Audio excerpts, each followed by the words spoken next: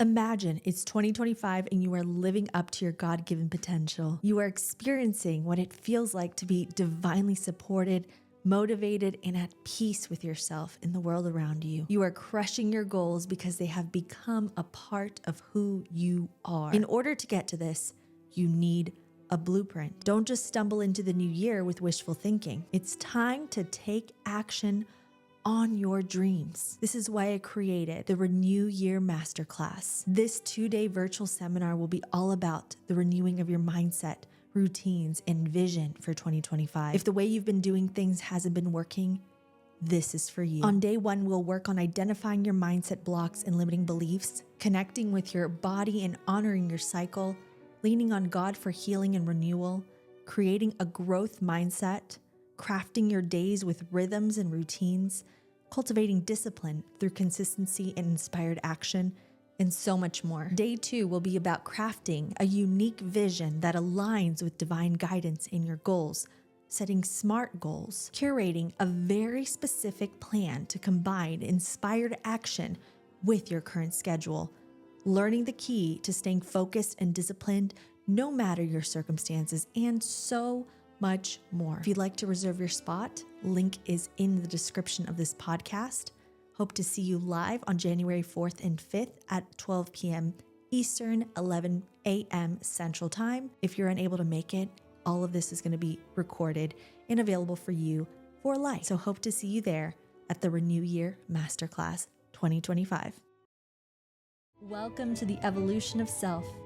I'm your host, Isabel Palacios, and this is the Taking Back Your Power podcast.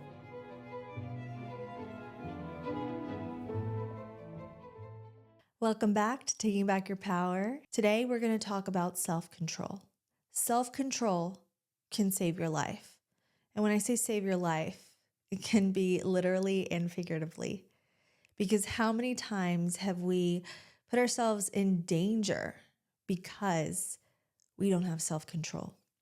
And mastering self-control, mastering discipline will save your life in more ways than you know, not only just from bodily harm, but also from falling back on your goals, not reaching your dreams, and becoming the greatest version of yourself. Self-control will save your life. And I will continue to say this. We live in a time that is all about pleasure, all about the temporary, all about the now. We want things quick. We want things fast. We don't want to wait for anything or anyone. We want it now, now, now, now, now. And the problem with this line of thinking is that it doesn't allow for self-control. It doesn't allow for you to be disciplined. Because what is discipline? It's basically you deciding to do the work now, to put off pleasure in order for greater returns to come to you in the future. And discipline is a lost art. We often view discipline in a very negative light, and discipline is the key to everything. And this is something I have learned, especially in this year. If I don't put my head down and do it, all the distractions of the world, all the distractions of my daily life will get in the way. But discipline and self-control, these two go hand in hand. And in order for us to have self-control, we must have discipline. We must be able to have limits and boundaries with people, with things, and with ourselves. In a world where treat yourself culture is so prevalent, or you only live once is so prevalent, I think that's why we are living in a time where a lot of people are seeing other people reach their dreams, or they're seeing people's highlight reels. They're comparing themselves with those people's highlight reels. And then they tell themselves a million reasons why they can't have what that other person has. Oh, they're lucky. Oh, they were born to such and such family compared to me. I was born to this kind of family. I was not taught these things from a young age, so I can't implement them now, which I highly recommend you go check out my episode on victim mentality and breaking free from it. We can be our own biggest supporters, or we can be our own biggest obstacle to our dreams, to our goals. In my own life, I have always been a person that I said, oh, well, I won't do it now because this and this and this is in the way. And then I was like, you know what? I'm going to change my mindset and say, instead of looking at all the obstacles I can have in doing something or accomplishing something that I want to accomplish, let me actually make time for it. So something really silly that I used to brush off, something I really wanted to do was go on daily walks and, get between 6,000 and 10,000 steps in a day, at least in my walks. I used to tell myself all the time, I can't do it because I'm busy. I can't do it because my daughter won't sit still in a stroller. I can't do it because I lost my headphones, so I can't go for a walk today.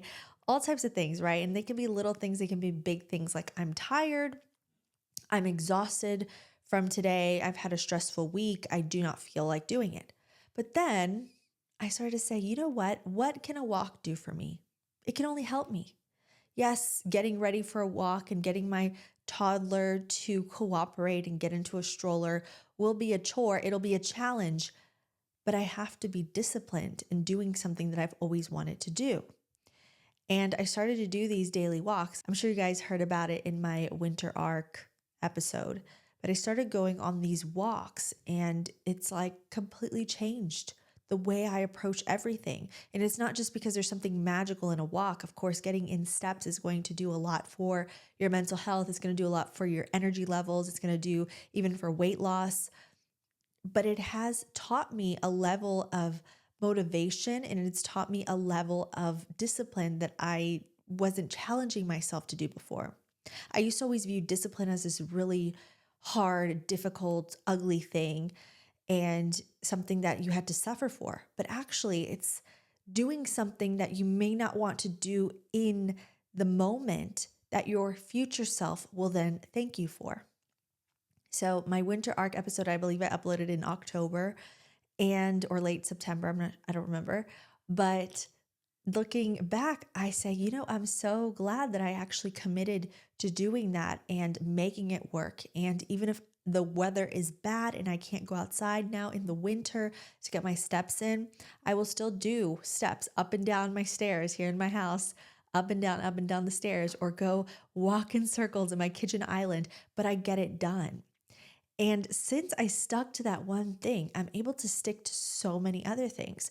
Waking up earlier, I actually have a more fun morning routine where I tell myself because I'm basically a stay-at-home mom. If you guys don't know, I also work from home, but I started to get ready in the morning, actually take care of what I ate. That kind of, even though I'm not going hard in the gym like before, because these higher impact exercises I was doing before would leave me stressed, would leave me really drained. But walking actually energizes me. And sometimes even doing it on the treadmill at my gym when I have the time energizes me a ton. So going from there, I am more mindful also of what I eat, my protein intake. I feel better. My brain fog has lifted. There's just so much that has changed in my life in just these last couple of months, just for being disciplined in that one area, which is just committing to walking at least 5 times a week. And yes, I'll have off days sometimes, whatever, but I'll make up for it somehow, some kind of movement. And I think that once you master and you can discipline the body, the mind is so much easier to tame because it's a mind and body connection. If we do it first with our body, I feel like our mind will follow suit. So now for me, there's a huge level of self-control.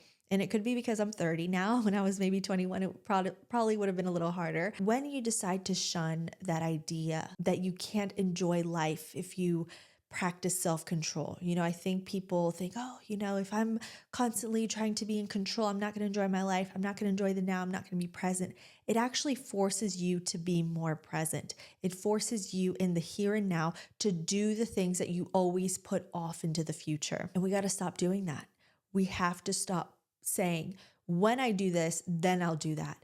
When it's this time, then I'll do that.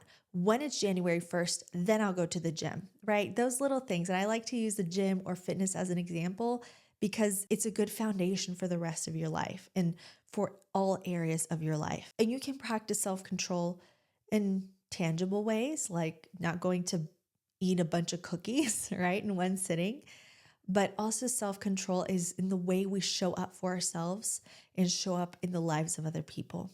Instead of going and in a knee-jerk reaction and yelling at someone who got you upset, practicing self-control in those moments can save your life. Why? Because what if that other person has a weapon? What if that other person is crazy? Those are the moments where self-control can save your life.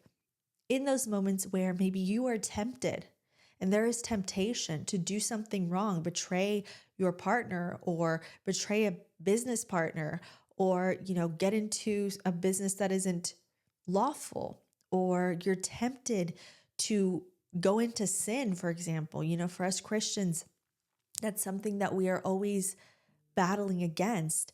When you are practicing that self-control and in that moment, you can stop yourself from doing something that is tempting you so fervently.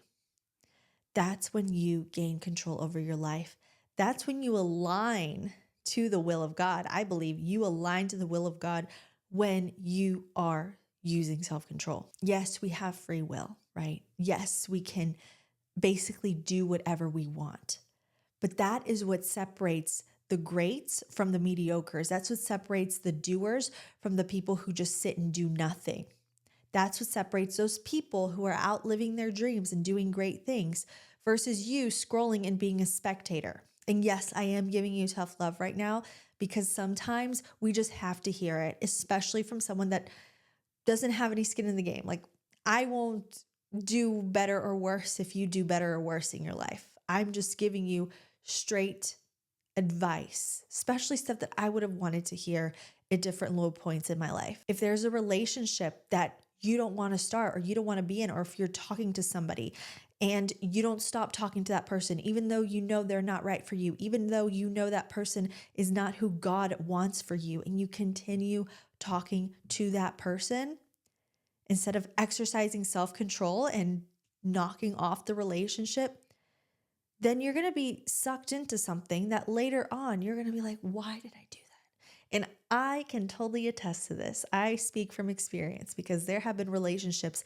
either platonic or romantic, that I have entertained, should have never had my attention in the first place. But because of loneliness, because of feelings of inadequacy, that we need to be talking to someone in order to be worthy or feel beautiful or lovable, or just from not addressing our wounds or our traumas, we get into these cycles that are hard to break later. But the moment you actually put your foot down and say, I'm not going to let this circumstance or this relationship control me. I'm going to take control. I'm going to take responsibility. And I'm going to decide to change my life and go in a different direction. The enemy is looking to trip you up at every single turn. There are so many distractions in this world. But if you want to live a life that is different from what you have been living in the past, and you do not like the way things have been going, whether it is your fitness goals, whether it is your financial life, whether it is your romantic life, whether it is your spiritual life, whether it is your mental health, whatever it is, you have to say, I am done with the way things were done in the past. I am ready to move away from that. So now I need to choose differently. I need to go in a different direction. I need to stop letting these silly things control my life, or these people who are temporary. Instead of going out and partying and drinking till 3 a.m. because your friends were doing it, your so-called friends, whatever, you don't want to feel left out, practice self-control. You know the next day you're going to wake up and feel like crap, practice self-control. That's going to save you. That's going to save you from going down a path that you probably don't want to be on. I also view self-control as the highest form of respect, self-respect for yourself. And self-control is also a sign of respect for those that you love, right? Like, let's say that you are married and you go, you have a few drinks and you start flirting with somebody. Is that showing respect to your partner? No, it's not.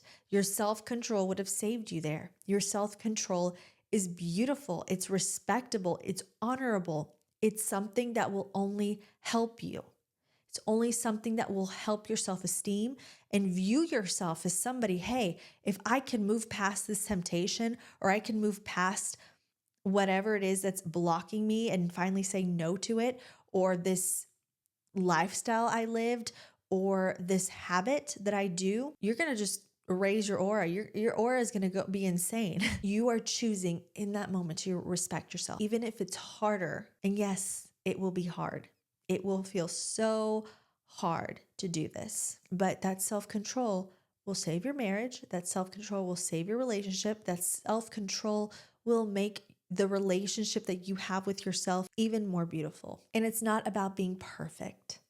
It's not about never tripping up or never having temptation or never doing the wrong thing. I think the most powerful versions of self-control and discipline are when we've constantly made bad decisions and then one time we decide, you know what? I'm going to get back on the bandwagon. Doesn't matter how many times you fall off that wagon, you get back on, right? Having that bouncing back into what path you want to live on, no matter how many times you veer off path. It's kind of like when you want to change your lifestyle. One greasy fries and burger is not going to take you completely off your fitness program. Just like one salad is not automatically going to make you healthy. It's the constant act of getting back on and not giving up that will eventually say, okay, I'm falling off a lot less now. I'm continuing to get back on, and now the urge or the need to fall off is not happening. It's become my center point. And if you struggle with temptation, if you struggle with self-control, if you struggle with any of these things, pray. Always pray. Always go to your Heavenly Father and ask for guidance, ask for strength. And a lot of times temptations come our way and we succumb to them, but it's only to learn about ourselves, to learn about our spiritual life, and to learn a lesson that we probably wouldn't have known. And God has such a beautiful plan for our lives. And a lot of times we don't even know that plan. We don't even see that plan because we are so stuck on our own understanding, and we are so stuck on the distractions of this world that we don't see the greater plan, that we don't even want to listen. And God will tell us, I have something greater for you. I have something. It's not going to happen right now. It's not going to happen right away. It's going to happen in my time.